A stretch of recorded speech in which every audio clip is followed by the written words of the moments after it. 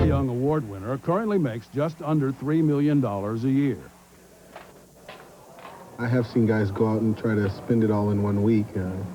I've seen other guys be in awe of it, which I was that way also. But my main thing was to run and take it and hide it before they realized they made a mistake in giving me that much. Third baseman Terry Pendleton, the most valuable player in 1991, also earns just a little less than $3 million a year. Every time Terry Pendleton suits up, he makes about $18,000. That's what a $3 million salary averages out to per game. Baseball is a sport of statistics, and salaries are no exception. You know, some of the numbers that are being thrown around now are mind-boggling. And million-dollar salaries hit baseball in the 1970s. Reggie Jackson got one of the first multi-million-dollar deals back in 1976. But it wasn't until 1989, when Minnesota Twins outfielder Kirby Puckett became the first $3 million a year player, that salaries really started to skyrocket. Now they're out of the ballpark. Barry Bonds, $5 million a year. Bobby Bonilla, $6 million a year. Ryan Sandberg, $7.1 million a year. Now Cal Ripken, $30.5 million for 5 years. You know, one guy's saying, no, I won't sign for this, I want this, and it's like, what's the difference? You know, when you're talking about, you know, somebody, for example, saying, no, I'm not going to sign for $25 million, I want 28. What's the difference? To me, I think I could be very happy on $25 million or $28 million. But how do the sports stars spend all that money? Well, first off, they tend to buy homes for themselves and often homes for their parents as well. Then they usually indulge a little. A nice, very expensive car, or two, or three.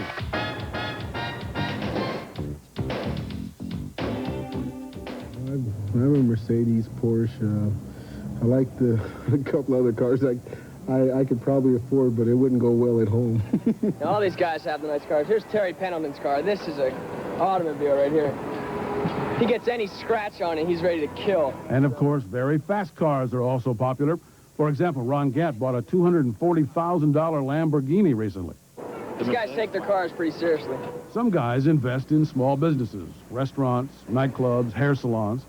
Others buy more cars, bigger homes, expensive clothing, and really nice shoes. These quarter boots, we sell for $1,000 a pair, and that's a bargain.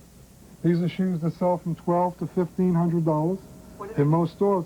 This is called body alligator. This is the finest skin money can buy. Bruce Teilhaber owns Friedman's Shoes in Atlanta. He caters to basketball, baseball, and football players from all over the country. They can conceivably spend $10,000 and carry the shoes out in one hand.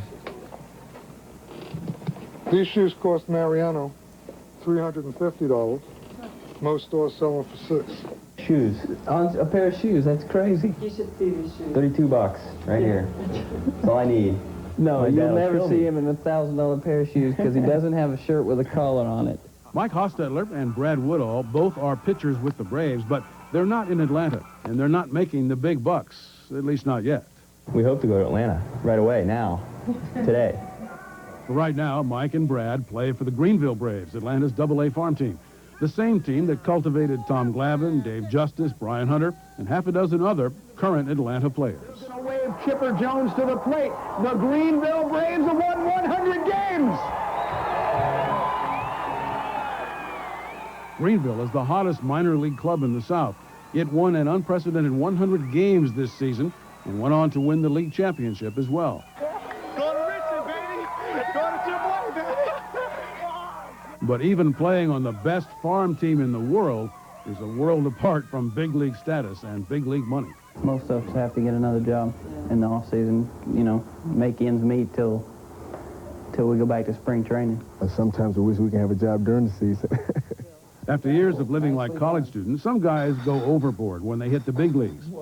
Terry Pendleton often advises young Braves players on how to handle their newfound fame and fortune. If you can keep it in perspective with yourself, just to know who you are, where you came from, and what it took for you to get there, I think you'll handle it all right. I think a lot of guys have problems because of the fact that they take all the rah-rah and, you know, they believe the hype, so to speak. These days, highly paid players are businesses in and of themselves. An agent must pull together an entire team of advisors to handle investments, endorsements, contract negotiations. I'm not educated in how to finance my money, whether it be investing it or the best way to save it or the best places for tax shelters and all that kind of stuff. So you got to rely on people. But Otis Nixon cautions against losing control of your paycheck. Are there sharks out there trying to get a piece of you because you got all this money?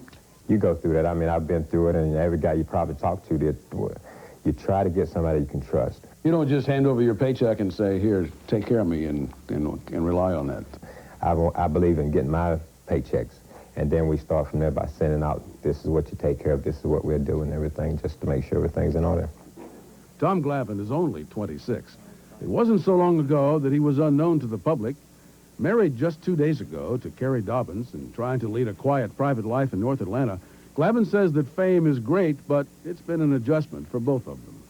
You know, when you start making this kind of money, people treat you differently. It's like if I go out with a group of people, I'm expected to buy everything all the time. I'm expected to buy lunch or drinks or, you know, stuff like that. And it's not that, you know, I don't care. I don't have a problem with that at all, but sometimes it gets to the point where people don't even offer because, you know, he's making the money, he can afford it. I just want somebody to like me for me and not for who I'm engaged to, and it's real hard because everybody, you know, when they meet me, they tend to let me know how lucky I am to have Tommy. Glavine says that money is not a motivating factor on the field. We're out there because we like the competition and because we have an awful lot of pride in what we do. We don't want to embarrass ourselves regardless of what kind of money we're making. Known for his level-headedness on and off the field, Tom Glavine acknowledges that a sports career does not last forever. It can all change in a heartbeat. Every time you step out in that field, it could be the last pitch you throw, it could be the last ground ball you catch. I mean, who knows what can happen any day. But not all sports stars handle life in the fast lane successfully. Although he reached new heights on the baseball field this season, Otis Nixon took a bad fall last year when he tested positive for cocaine and was suspended from the league. He was in the middle of the best season of his career, but the suspension kept him out of the playoffs and the World Series. I didn't know whether I was going to come back and play baseball anymore. I had to do a lot of searching. Otis Nixon's searching brought him back into rehabilitation. He was given a second chance, and the Braves came up with an $8.1 million deal that would keep him on the team for the next 3 years. So, ironically, Otis Nixon now is one of the Braves' highest-paid players. Some critics have chastised the Braves for appearing to reward Nixon's fall from grace. The critics say it sent the wrong message to the public about drugs. Nixon has felt the criticism, and he tried to counter it with a different message. Nixon financed an anti-drug film that now is showing in Atlanta middle schools. In it, a fictional baseball player makes it big, but his fame and money lead him into drugs.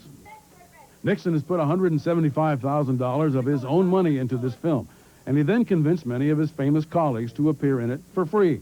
Some kids might think now drugs is the route to take and stuff like this. This is what we're trying to go at and let them know, and personally coming from me, that we don't always get a second chance.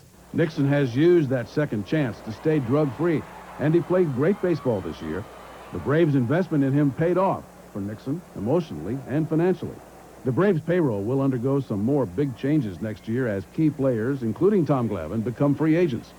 Braves President Stan Kasten says that in general, baseball revenues are not keeping up with escalating salaries. We do have a crisis coming very soon. Everyone knows in '94 we have a new TV agreement to negotiate, and everyone predicts that money is going to go down. So we cannot have declining revenues and escalating expenses. Something's going to have to give, and that may come very soon in the next round of collective bargaining. Some fans may be disillusioned with the business side of baseball, but the players say that the money, believe it or not, is not the greatest reward. To me, if there's one thing that really makes you feel good about being successful or being in a situation that I'm in right now, it's the reaction of little kids. And that's, to me, what makes this baseball all worthwhile and makes it so much fun. And for those guys in Greenville who are on deck for those highly coveted positions in Atlanta, big money still may be a long way off, but winning is right now. Greenville Braves coming at you in your face. Of course, the Braves are in the enviable position of being underwritten by a huge television conglomerate. Still, Terrence McGurk, a key executive at Turner Broadcasting System, says he has doubts about the future economics of baseball. Some examples. In 1990, Braves salaries totaled $12 million. The payroll was up to $21 million last year and up to $32 million this year.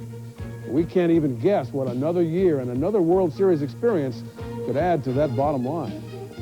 When we come back,